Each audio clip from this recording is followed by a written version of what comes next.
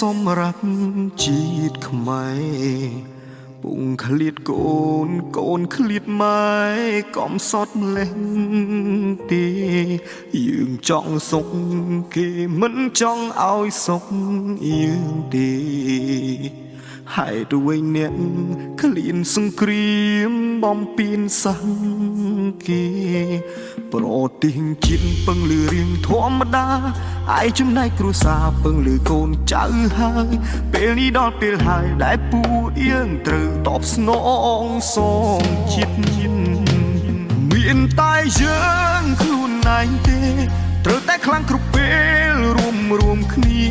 យើងថែកម្ពុជាគឺមានតែយើងជួយខ្លួនឯងទេ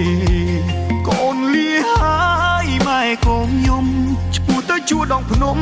ថែជាតិខ្មែរបើសឹងមានឱកាសវិលវិញនៅក្បែរថែម៉ែដល់ចាស់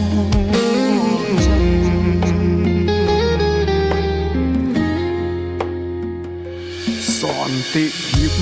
យើងចង់បានមិនមែនសង្គ្រាមតែស៊ូស្លាប់បើសិនគេមកហ៊ានឆ្លៀ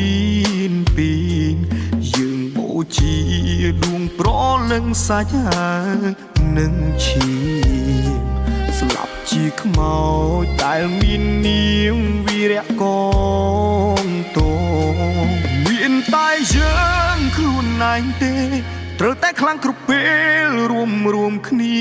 យើងថែកម្ពុជាគឺមានតែយើងជួយខ្លួនឯងទេកូនលាហើយម៉ែកូនខ្ញុំ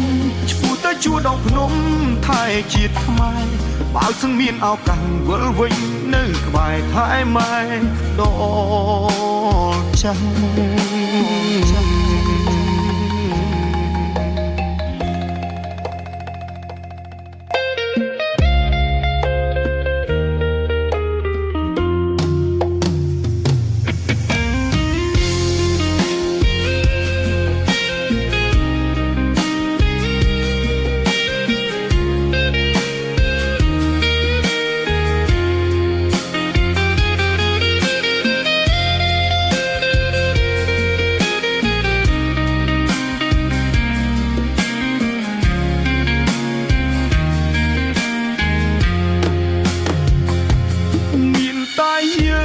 ខ្លួនឯងទេ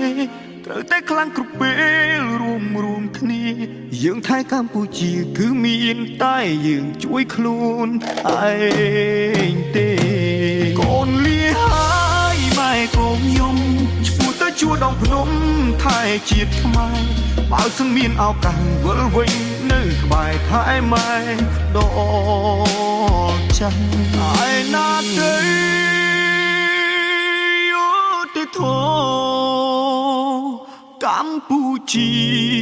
ត្រូវការសន្តិភាព